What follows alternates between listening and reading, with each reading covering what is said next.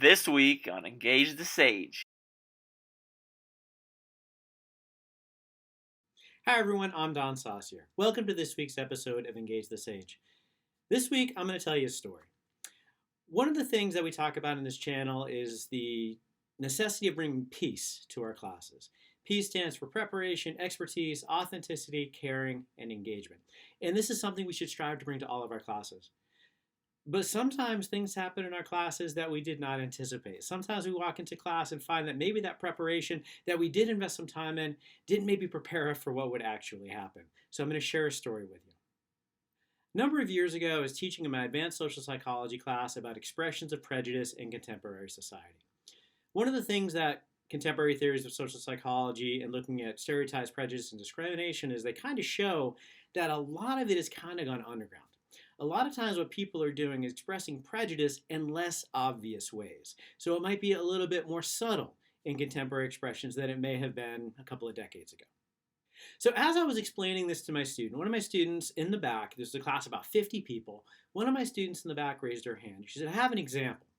And what she was going to basically tell me is that while maybe a lot of expressions of prejudice have become more subtle and more covert, there still were expressions of blatant and overt racism in the world around us. So in making her point, she started to tell the entire class a story about something that her roommate said.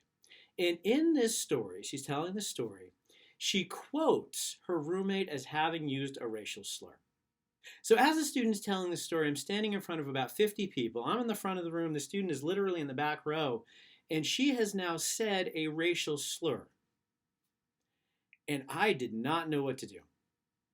So at this point, I am standing in front of 50 people, all eyes on me, wondering, what am I going to do in this situation as this student has now said a racial slur in my class? And I didn't quite know what to do. I was frozen. I didn't know what to do. So I'm standing up there and I'm literally doing nothing. I'm just looking out at the room.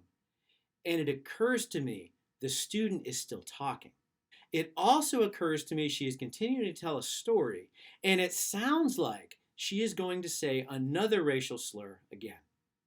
The only thing I could think to do in that moment, as we're having kind of this out-of-body experience of the student has just said a racial slur in my class, and I did not anticipate that someone would ever do that in the context of our discussion. The only thing I could think to do was to hold my hands up and say, stop.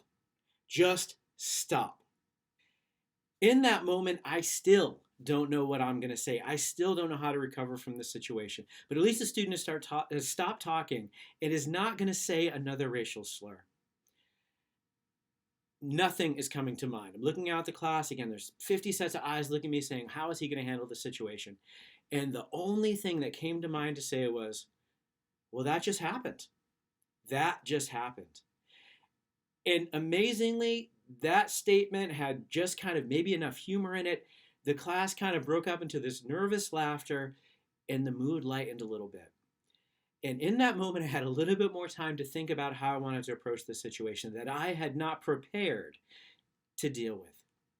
And what I did, and this may not be what I would do now, it may not be what you have done, but it's what I did in that situation, is I addressed with my class the power of racial slurs. I addressed with my class that these words that we may use, and in this student's example, she wasn't saying she used the slur, she was actually using it as an example of something that was blatantly and inappropriately racist, but she still said those words.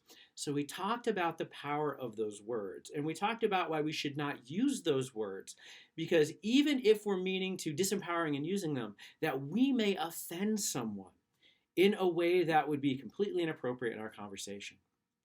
So what we did is we then in that moment, and this is something I've done moving forward, is we started to create some rules for how we have conversations about things like prejudice, stereotyping, and discrimination in my classes. One of the rules we decided on is that nobody has the ability, no one has the right to intentionally offend another person.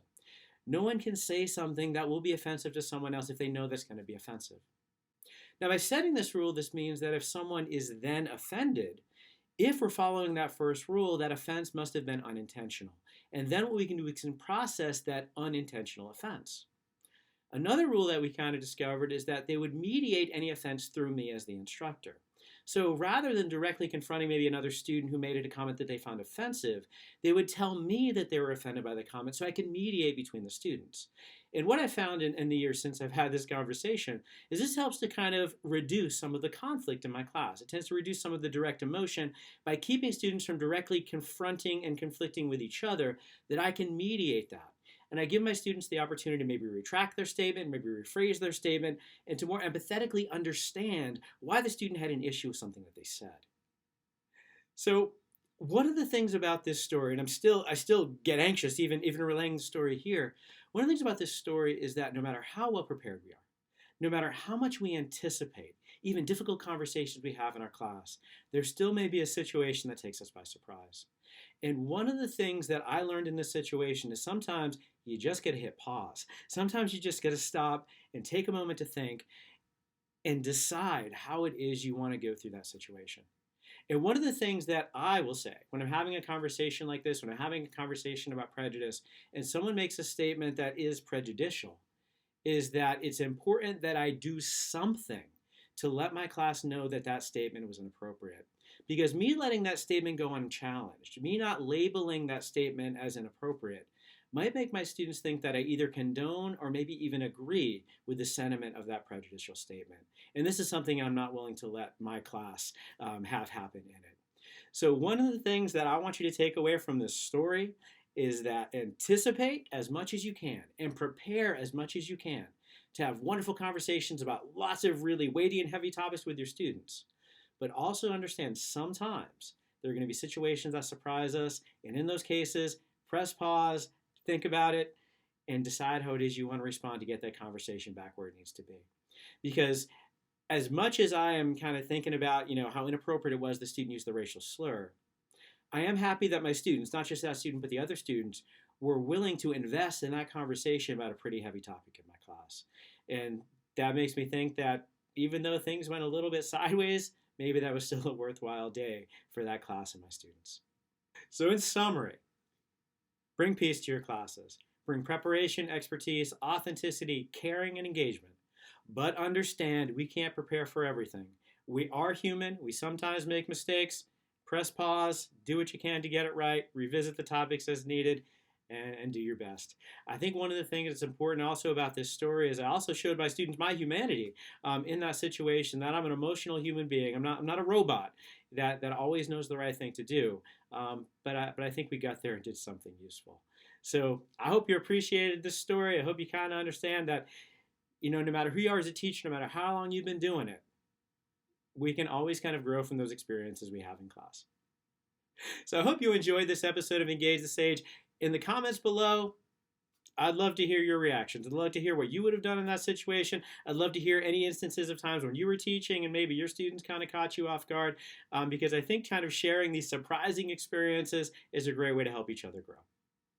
Thank you again for joining us this week on Engage the Sage. Please like, subscribe, sign up for notifications, share us on social media, and we'll see you next time on Engage the Sage.